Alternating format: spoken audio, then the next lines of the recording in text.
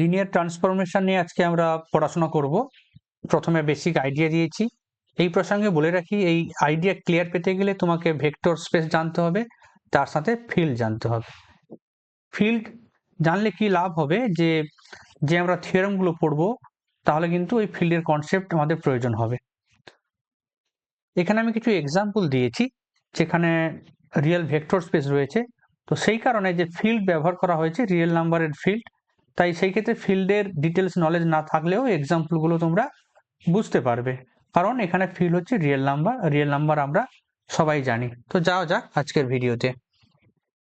Definition থেকে শুরু করা যাক। আমরা কি করব, দুটো ভেক্টর স্পেস নেব, ভি এবং ডব্লিউ দুটো ভেক্টর স্পেস নিলাম। মনে রাখতে হবে তাদের যেন ফিল্ড সেম হয়, over the same field F. একটা ম্যাপিং নিতে হবে, এ ম্যাপিং, তাকে আমি নাম দিলাম টি, যার ডোমেন একটা ভেক্টর স্পেস, কোডোমেন আর একটা ভেক্টর স্পেস। এই ম্যাপিংকে আমরা লিনিয়ার বলবো। Is said to be a linear mapping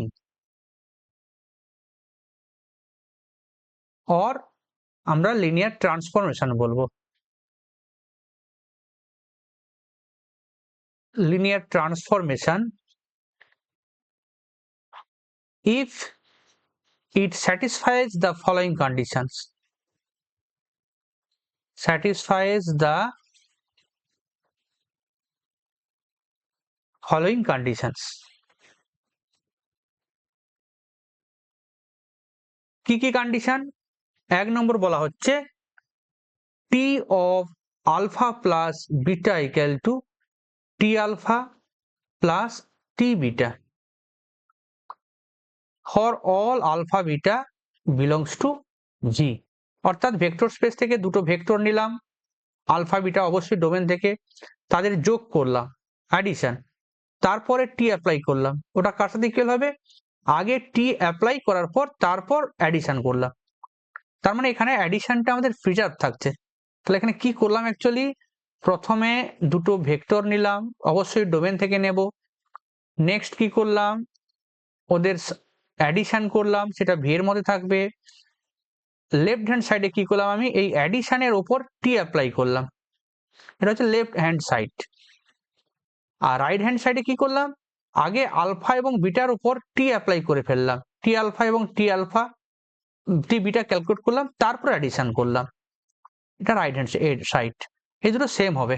অর্থাৎ মনে হচ্ছে যেন খানিকটা যে এই ম্যাপিং এবং অ্যাডিশন কমিউট করছে। এখানে আগে অ্যাডিশন করে টি অ্যাপ্লাই করেছি, এখানে আগে টি অ্যাপ্লাই করে তারপর অ্যাডিশন করেছি। 2 নম্বর কন্ডিশন বলা হচ্ছে T of C alpha equal to c into T alpha. এখানে সিটা কি, for all c belongs to F and for all alpha belongs to V. এখানে এই মাঝখানগুলোতে কিন্তু এগুলোতে আছে কিন্তু multiplication by scalar.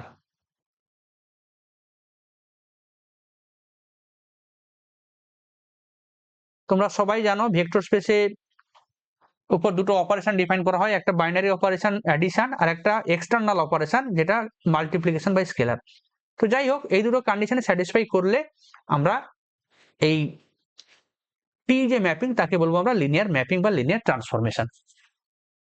In particular এখানে নোট 1 এ লিখছি আমি, যদি ডোমেন আর কোডোমেন সেম হয়, অর্থাৎ ডব্লিউ আর ভি দুটো যদি সেম ভেক্টর স্পেস হয়, সেই ক্ষেত্রে টিটাকে আমরা অপারেটর বলবো। T is said to be a linear operator. Linear operator কখন বলবো? ডোমেন আর কোডোমেন যদি সেম ভেক্টর স্পেস হয়, তখন আমরা সেই ম্যাপিংটাকে বলবো লিনিয়ার অপারেটর। বা এটাকে সিম্পলি এটাও বলা যায় যে টি ইজ লিনিয়ার ম্যাপিং অথবা ট্রান্সফরমেশন অন ভি। মেন ডেফিনেশনে বলেছিলাম ভি টু ডব্লিউ, এখানে শুধু অন ভি যখন বলবো ডোমেন আর কোডোমেন সেম হবে। তো এটাকে তাহলে লিনিয়ার ট্রান্সফরমেশনের সাথে সাথে লিনিয়ার অপারেটর বলতে পারি। নোট 2 তে বলা হচ্ছে ডব্লিউ যদি এফ হয়, আমরা জানি একটা ফিল্ড ওটা একটা ভেক্টর স্পেস ফর্ম করে ওভার ইটসেলফ। তাই সেই ক্ষেত্রে যদি কোডোমেনটা ফিল্ড হয় সেই ক্ষেত্রে টিটাকে বলবো আমরা লিনিয়ার ফাংশনাল।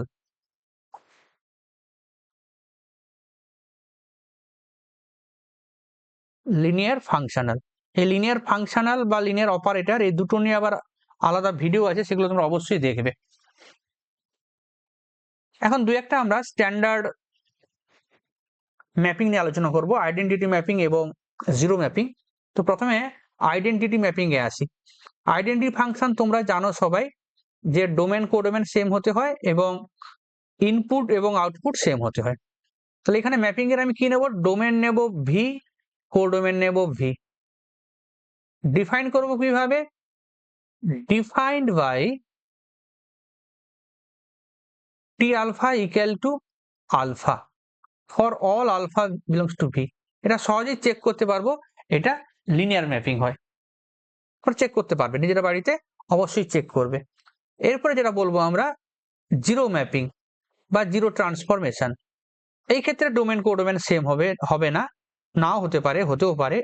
ইন জেনারেল আমি ডিফারেন্ট করলাম টি ভি থেকে ডব্লিউ, অবশ্যই তাদের ফিল্ড সেম হবে। এটা কিভাবে ডিফাইন করা হয়, এটা ডিফাইন করা হয় এর মধ্যে লেখা আছে, লক্ষ্য করো জিরো। জিরো কথার অর্থ আমরা রিয়েল নাম্বারের সেন্সে ভাবলে যে জিরো বুঝি সেটাই, কিন্তু এখানে জিরো বলতে আমরা কোডোমেনে একটা জিরো এলিমেন্ট থাকে বা নাল ভেক্টর থাকে। তাহলে এটাকে ডিফাইন করব, আউটপুট সবসময় জিরো হবে, অর্থাৎ T alpha equal to theta dash. আলফাটা অবশ্যই ডোমেনের এলিমেন্ট, ইনপুট যাই না কেন আউটপুট সবসময় থিটা ড্যাশ হবে। আর থিটা ড্যাশটা কি, theta dash being null vector in codomain.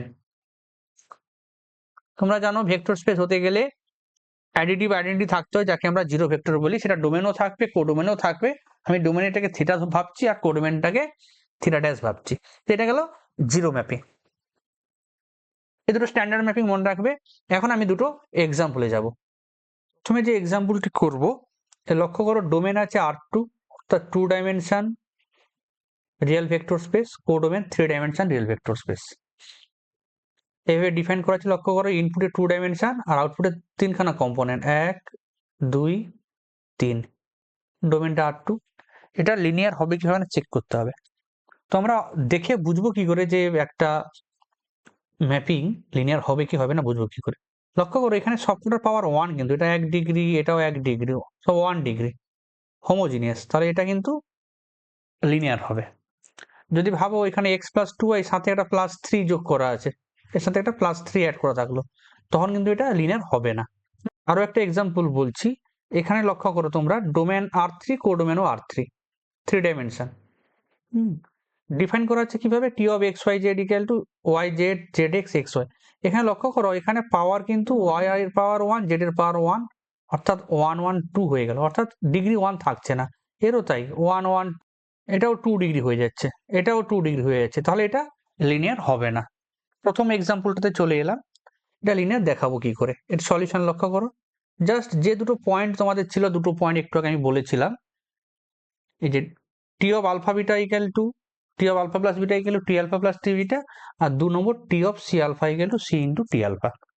তাহলে 1 নম্বর কন্ডিশনে কি করতে হবে, ইনপুট থেকে দুটো ভেক্টর আলফা এবং বিটা নিতে হবে, তাদের অ্যাড করতে হবে, অ্যাডিশন দিয়ে তারপর টি অ্যাপ্লাই করব, আর উপর দিকে টি alpha plus T beta calculate করব। তো দুটো ভেক্টর আমি ধরে নিই, একটাকে আলফা ধরলাম যেহেতু 2 কম্পোনেন্ট ভেক্টর, তাদেরকে ধরি x1 y1 অ্যান্ড বিটাকে ধরলাম x2 y2, দুটোই কিন্তু R2 এলিমেন্ট। তাহলে আলফা প্লাস বিটা কি হয়, তোমরা ভেক্টর স্পেসে জানো, এই n dimensional vector space, real vector space গুলোর ক্ষেত্রে অ্যাডিশন জাস্ট কম্পোনেন্ট ওয়াইজ হয়, অর্থাৎ এটা হবে ফার্স্ট কম্পোনেন্ট, লক্ষ্য করো এখানে x1 আছে, এখানে x2 আছে, তাহলে হবে x1 প্লাস x2, আর সেকেন্ড কম্পোনেন্ট y1 আর y2 আছে, তাহলে y1 প্লাস y2, এটাও R2 এলিমেন্ট। এখন আমি কি করব, T of alpha plus beta calculate করব। T of alpha plus beta মানে ফার্স্ট কম্পোনেন্ট লিখছি আমি x1 plus x2, second component y1 plus y2। কিভাবে ডিফাইন করা আছে লক্ষ্য করো, এইভাবে ডিফাইন করা আছে, এটা x হচ্ছে first component, y second component, তাহলে first component plus 2y of second component, অর্থাৎ x1 প্লাস x2 এক্ষেত্রে আমাদের first component plus 2y of second component y1 plus y2। এটা গেল আউটপুটের ফার্স্ট কম্পোনেন্ট, এটা গেল। এরপরে আসবো 2x প্লাস ওয়াই, অর্থাৎ twice of first component x1 plus x2 plus second component y1 plus y2। আর থার্ড কম্পোনেন্ট কি আছে, x প্লাস ওয়াই, অর্থাৎ দুটো কম্পোনেন্টকে আমাদের অ্যাড করতে হবে, x1 plus x2 plus y1 plus y2। Target কি, আমাদের টার্গেট লক্ষ্য করো, আমি জাস্ট ব্যাক ক্যালকুলেশন করছি, বা তোমরা লেফট হ্যান্ড রাইট হ্যান্ড সাইডেও করতে পারো। আমি ব্যাক ক্যালকুলেশন করছি। টি আলফা কত হবে, টি আলফা লক্ষ্য করো, এখানে x1 y1 আছে, অর্থাৎ x1 plus 2y1, 2x1 plus y1, x1 plus y1। টি বিটা কত হবে, জাস্ট x এর জায়গায় x2, y এর জায়গায় y2 বসাবো, x2 plus 2y2, 2x2 plus y2, x2 plus y2। তাহলে এখানে আমাদের কি করতে হবে, 1 যেগুলো সাফিক্স সেগুলোকে একসাথে লিখবো, আর 2 এর সাফিক্স আলাদা লিখবো। এখানে 1 এর সাফিক্স কোথায় আছে, এটা 1, এখানে একটা 1, এটা 1, এখানে 1, 1, 1, এই কটাকে আমরা আগে লিখবো। তাহলে ফার্স্ট কম্পোনেন্ট দেখতে পাচ্ছি x1 প্লাস 2y1, আর কিন্তু ফার্স্ট কম্পোনেন্টে 1 দিয়ে কিছু নেই, তাহলে 1 দিয়ে যে 2 দিয়ে যেগুলো আছে সেগুলো পরে লিখি আমি ফার্স্ট কম্পোনেন্টে, মানে x2 প্লাস 2y2। লক্ষ্য করো এটা 2 আছে, এটাতে 2 আছে, এটা লিখে ফেললাম। সেকেন্ড কম্পোনেন্টে আসি, এখানে আছে 2x1, তাহলে 2x1 লিখলাম, প্লাস এখানে y1 আছে, y1 লিখলাম, বাকি 2x2 প্লাস y2, তাহলে এখানে লিখে ফেলছি আমি 2x2 প্লাস y2। থার্ড কম্পোনেন্টে আসি, x1 প্লাস y1 আছে, x1 প্লাস y1, এখানে থার্ড কম্পোনেন্টে x2 প্লাস y2, অর্থাৎ x2 প্লাস y2। এবার লক্ষ্য করো এটা একটা 3 কম্পোনেন্ট ভেক্টর, এটা একটা 3 কম্পোনেন্ট ভেক্টর। তাহলে প্রথমেটা আসলে T of alpha plus beta, আর সেকেন্ডটা সরি, প্রথমেটা টি অফ আলফা, সেকেন্ড হচ্ছে টি অফ বিটা। তাহলে আমরা কি পেলাম তাহলে, thus T of alpha plus beta equal to T alpha plus T beta for all alpha beta belongs to V. এটা গেল 1 নম্বর কন্ডিশন। 2 নম্বর কন্ডিশন করতে গেলে কি করতে হবে, 2 নম্বর কন্ডিশন তোমাদের আশা করি মনে আছে, এখানে কি ছিল, যে T of C alpha equal to C of T alpha for all c belongs to F and for all alpha belongs to V. তো এখানে আলফা ধরবো ডোমেন থেকে, x1 y1 ডোমেন থেকে নিলাম, ডোমেন আমাদের এখানে R2, আর সি নেব field, যেহেতু আমি রিয়েল ভেক্টর স্পেস বলছি, তাহলে ফিল্ড কিন্তু রিয়েল নাম্বার থেকে নিই, ফিল্ড হচ্ছে আমাদের রিয়েল নাম্বার, তাই সি আমরা একটা রিয়েল নাম্বার নিলাম। তাহলে সি আলফা কেমন হবে, তোমরা ভেক্টর স্পেসে জানো যে মাল্টিপ্লিকেশন বাই স্কেলার কিভাবে হয়, সেই স্কেলারটি প্রত্যেকটা কম্পোনেন্টে চলে যায়, অর্থাৎ সি একবার x1 এর সাথে গুণ হবে, আর একবার সি y1 এর সাথে গুণ হবে, অর্থাৎ সি x1 সি y1। এখন কি করব আমরা, এই যে লক্ষ্য করো T of C alpha calculate করতে হবে, তাহলে T of C alpha equal to calculate করো T of C x1 C y1। Define করা আছে যেভাবে, লক্ষ্য করো first component plus twice of second component, অর্থাৎ cx1 প্লাস 2cy1, এটা গেল ফার্স্ট কম্পোনেন্ট।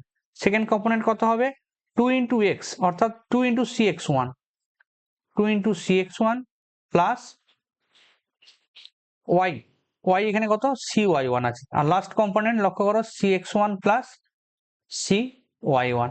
এটা কত কত হবে, সি অফ টি আলফা, টি আলফার মধ্যে তোমরা জানো x1 plus 2y1, 2x1 plus y1, x1 plus y1 থাকবে।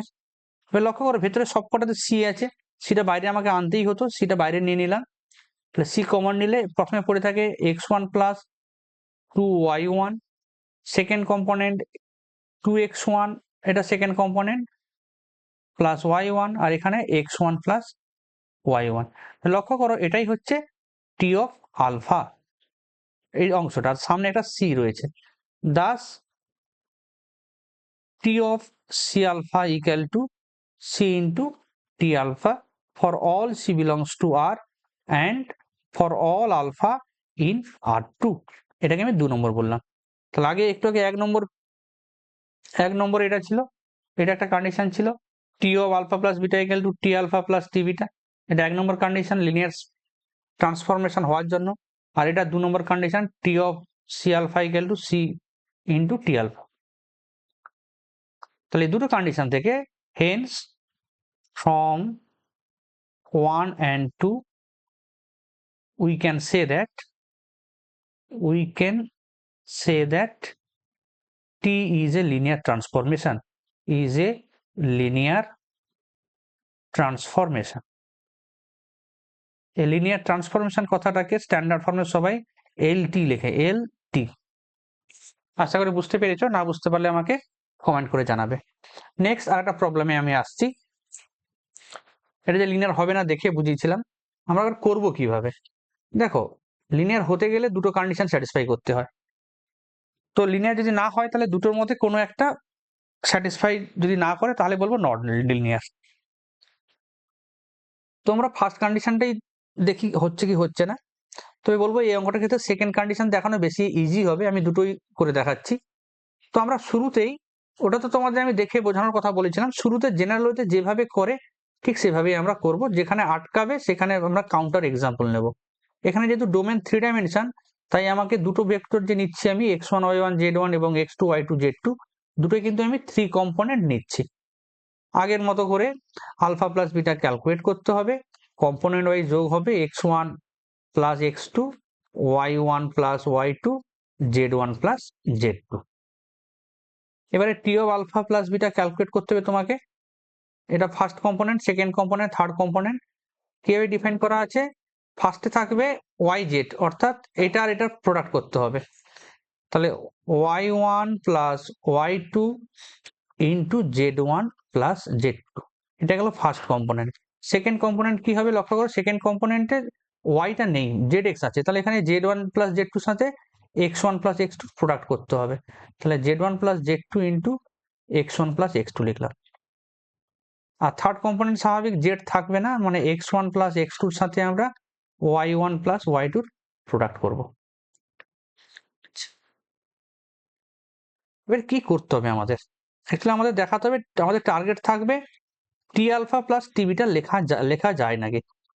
আচ্ছা, টি আলফা কত হয়, টি আলফা হয় লক্ষ্য করে কত হবে y1 z1 z1 x1 x1 y1, অর্থাৎ এগুলো প্রোডাক্ট করলে যেগুলো 1 1 থাকছে, আমি আগে একটুখানি প্রোডাক্ট করে নিই তারপরে আমি এই টার্গেটটা লিখবো। আমাদের টার্গেট থাকবে টি আলফা প্লাস টি বিটা দেখানো, এখানে যে না আছে তার সাথে এক্সট্রা একটু টার্ম থাকবে।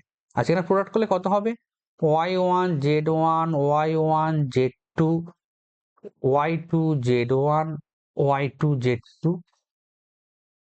এখানে z1 x1 z1 x2 plus z2 x1, second component লিখছি আমি z2 x2। একই রকম ভাবে থার্ড কম্পোনেন্ট তোমরা ক্যালকুলেট করবে। আচ্ছা, টি আলফা করতে গেলে কি করতে হবে, y1 z1 আনতে হবে। তাহলে এটাকে আমি একটা পার্টে ভাগ করছি, লক্ষ্য করো এটা actually T of alpha calculate করতে লাগবে, আর এটা লাগবে T of alpha to calculate করতে গিয়ে। তাহলে আমি কি করলাম, y1 z1 এখানে লিখলাম ফার্স্ট কম্পোনেন্ট, আর y2 z2 আমি এইখানে লিখলাম, ফার্স্ট কম্পোনেন্ট লেখা হলো। বাকি যে এক্সট্রা পোর্শনটা পড়ে আছে সেটা এখানে লিখলাম, অর্থাৎ y1 z2 plus y2 z1, y1 z2 plus y2 z1, এটা এখানে লিখলাম। তাহলে এই ফার্স্ট কম্পোনেন্টকে আমি তিনটে ভাগে ভাগ করলাম, তিন জায়গায় লিখলাম। সেকেন্ড কম্পোনেন্টে আসি, ওয়ান ওয়ান গুলোকে যেখানে সাফিক্সে দুটো ওয়ান বা দুটো ওয়ান হলে আলফা জায়গায় আসবে, অর্থাৎ z1 x1, এখানে এটা লেখা হয়ে গেল z1 x1, আর z2 x2 এখানে আছে লক্ষ্য করো, z2 x2, এই z2 x2 কে এখানে 2 ছিল, z2 x2 কে এখানে লিখলাম। আর এক্সট্রা যে পোর্শনটা পড়ে আছে z1 x2 plus z2 x1। এখানে স্বাভাবিক পরে এখানে আসবে, দেখবে x1 y1 আসবে, এখানে আসবে x2 y2, আর এখানে স্বাভাবিক এখানে আসবে x1 y2 plus x2 y1। যাই হোক, তাহলে এটা অ্যাকচুয়ালি টি আলফা, এটা টি বিটা, কিন্তু এক্সট্রা থেকে যাচ্ছে y1 z2 plus y2 z1 কমা x1 Z1 যেটা এক্সট্রা আছে সেটা আমি লিখে ফেলছি,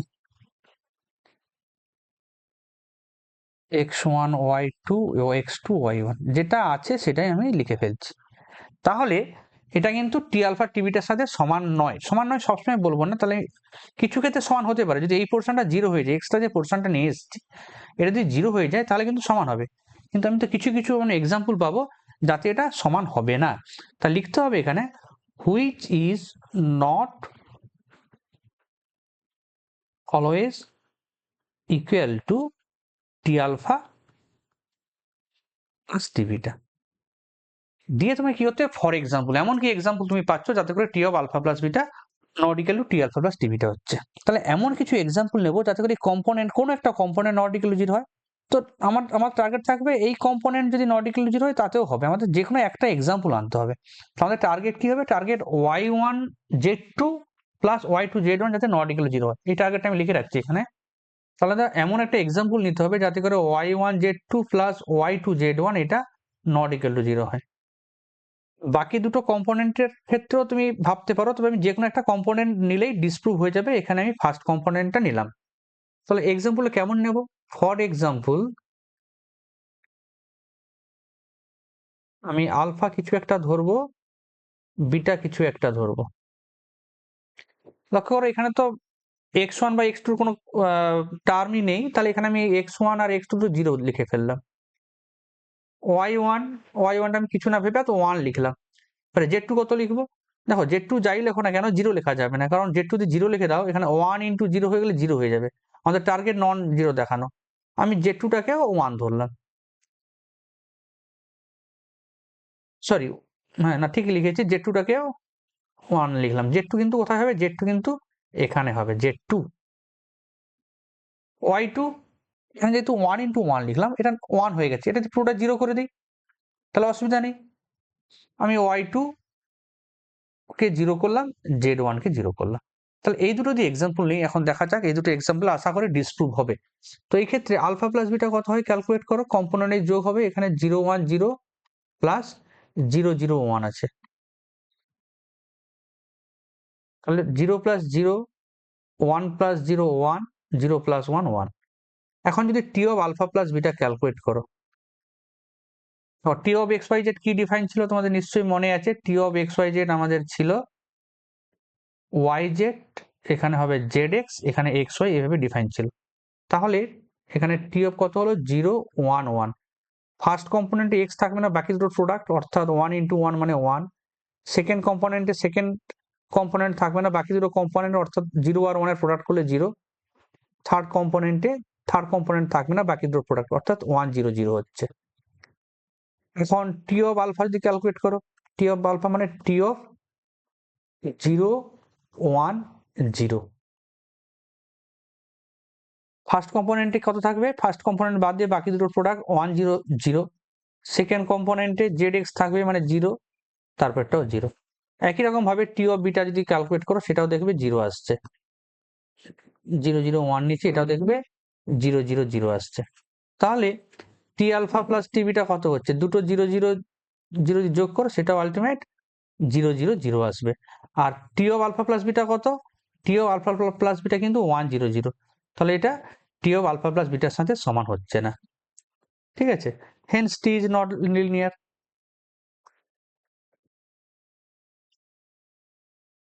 ঠিক আছে, অথবা তুমি সেকেন্ড কন্ডিশনটাও করতে পারো, সেকেন্ড কন্ডিশন দিয়েও ডিসপ্রুভ দেখা যায়। আমি এখন সেকেন্ড কন্ডিশন দিয়ে করবো, যতটা করলাম ওটা করলেও কিন্তু হয়ে যাবে। আমাদের যে কোনো প্রসেসে ডিসপ্রুভ করলেই হলো কোনো একটা এক্সাম্পল। আমি একটা এক্সাম্পল দিয়েছি, তোমরা অন্য এক্সাম্পল দেখতে পারো। যাই হোক, সেকেন্ড মেথড আমি কি করছি, এক্ষেত্রে আলফা সে আগের মতো করে ধরে নেবো x1 y1 z1, আর সি একটা আমরা রিয়েল নাম্বার ধরে নিচ্ছি। ঠিক আছে, এবার আমাদের কি করতে হবে, টি অফ সি আলফা ক্যালকুলেট করতে হবে। সি আলফা মানে তোমরা জানো C x1 C y1 C z1, এটা করলে কত হবে, ফার্স্ট কম্পোনেন্টে এটা বাদ দিয়ে বাকি দুটো অর্থাৎ C square y1 z1। Second কম্পোনেন্টে সি y1 থাকবে না, বাকি দুটো থাকবে C of x1 z1, C নয় সি স্কোয়ার হবে, দুটো সি আছে। আর লাস্ট কম্পোনেন্টে এই এক্স ওয়াই প্রোডাক্ট অর্থাৎ সি স্কোয়ার x1 y1। এবারে সি স্কোয়ারটা বাইরে কমন নেই, হিসাব মতো y1 z1 এটা আসছে z1 x1 তারপরে x1 y1।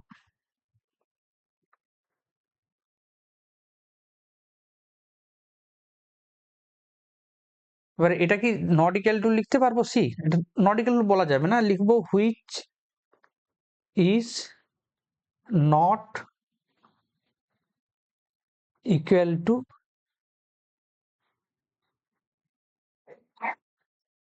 তা এটা অ্যাকচুয়ালি হচ্ছে কত, এটা হচ্ছে C square of T alpha which is not equal to C of T alpha.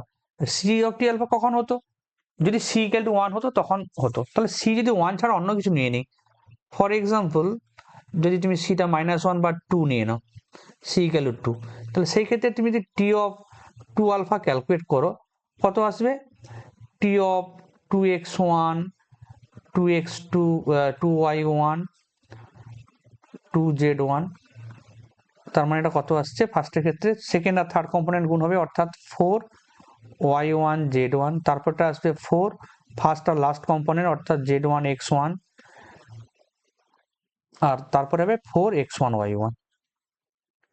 এটা 4 কমন নিলে y1 z1 z1 x1 x1 y1, এটা হলো কত 4 of T alpha.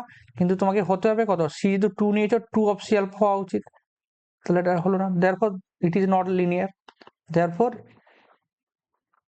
it is not linear। এই ক্ষেত্রে তুমি আবার সিটাকে 2 নিচ্ছ ভালো কথা, আলফাটাকে কিছু একটা ধরে নিতে পারো 1 1 1, মানে এখানে মূলত ডিসপ্রুভ হচ্ছে for C not equal to 1, it is disproved if c not equal to 1। তো যাই হোক, 1 নম্বর কন্ডিশনও ডিসপ্রুভ দেখানো যায়, 2 নম্বর কন্ডিশনও ডিসপ্রুভ দেখানো যায়। আশা করি তোমরা বুঝতে পেরেছো।